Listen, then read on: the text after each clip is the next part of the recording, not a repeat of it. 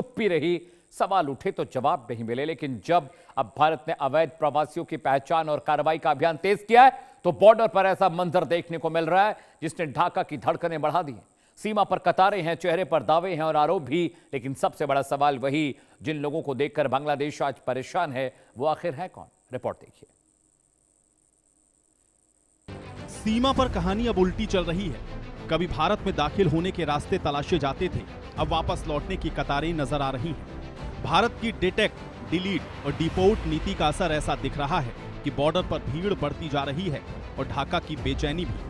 सीमा पर लगी लंबी कतारों ने बांग्लादेश को भी हैरान कर दिया है। शायद किसी ने सोचा नहीं था कि भारत में मौजूद संदिग्ध अवैध बांग्लादेशी नागरिकों की संख्या इतनी बड़ी चर्चा का विषय बन जाएगी। अब पहचान की प्रक्रिया तेज हुई है तो कई पुराने सवाल फिर से सिर उठाने लगे हैं। सबसे दिलचस्प तस्वीर तो बांग्लादेश की प्रतिक्रिया है। सीमा पर अपने ही नागरिकों की लंबी लंबी कतारें देख ढाका की बेचैनी बढ़ती हुई नजर आ रही है। जिन लोगों को लेकर सालों तक बहस होती रही, आज वही लोग बॉर्डर पर खड़े दिखाई दे रहे हैं। लेकिन उन्हें वापस लेने के सवाल पर बांग्लादेश के हालात ऐसे हैं कि जवाब कम और सवाल ज्यादा सुनाई दे रहे हैं। अपने ही नागरिकों को स्वीकार करने की नौबत आई तो बांग्लादेश ने उल्टा भारत पर ही आरोपों की बौछार शुरू कर दी। पुश इन का शोर मचा रहा है, बयान पर बयान दिए जा रहे हैं। लेकिन इस पूरे विवाद के बीच एक सवाल बार बार खड़ा हो रहा है, अगर सीमा पर खड़े लोग बांग्लादेशी नहीं हैं तो फिर उन्हें देखकर इतनी घबराहट क्यों? और अगर वो बांग्लादेश के ही नागरिक हैं तो फिर उन्हें वापस लेने में इतनी हिचकिचाहट क्यों हो रही है? कहीं ऐसा तो नहीं कि बॉर्डर पर लगी ये कतारें अब उन सवालों के जवाब मांग रही हैं जिन्हें सालों से टाल दिया जाता रहा है। बांग्लादेश अब भारत पर प्रोटोकॉल फॉलो करने की सलाह दे रहा है। वहां की सरकार और राजनयिक बार बार इस बात पर जोर दे रहे हैं कि अवैध प्रवासियों की पहचान और उनकी वापसी के लिए एक तय कानूनी और राजनयिक ढांचा मौजूद है। यदि भारत में कोई भी व्यक्ति अवैध रूप से रह रहा है तो वो वास्तव में बांग्लादेशी नागरिक है तो उसे स्थापित अंतर्राष्ट्रीय नियम और औपचारिक राजनयिक चैनल के माध्यम से ही वापस भेजा जाना चाहिए।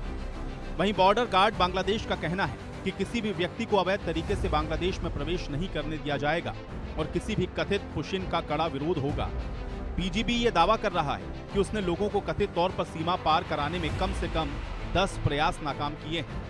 आरोप की इस नई फहरिस्त ने दोनों देशों के बीच चल रही रिश्ते सुधारने की कोशिशों पर ग्रहण लगा दिया है। भारत की डिटेक्ट, डिलीट और डिपोर्ट नीति ने पड़ोसी देश को ऐसी असहज स्थिति में ला खड़ा किया है जहां हर बयान के बाद नए सवाल पैदा हो रहे हैं। सीमा पर मौजूद भीड़ मानो ये कह रही है कि अभी कहानी खत्म नहीं हुई है। अब मामला सिर्फ सीमा तक सीमित नहीं है। 8 जून को सैन्य अधिकारियों की बैठक होने वाली है, लेकिन इससे ठीक पहले बॉर्डर पर जमा भीड़ ने दोनों देशों के रिश्तों में नई बहस छेड़ दी है। ऐसा लग रहा है कि सीमा पर खड़े लोग सबसे बड़ा सवाल बन गए हैं। वैसे भी भारत और बांग्लादेश सीमा कोई साधारण सरहद नहीं है। ये दुनिया की सबसे बड़ी जमीनी सीमा है।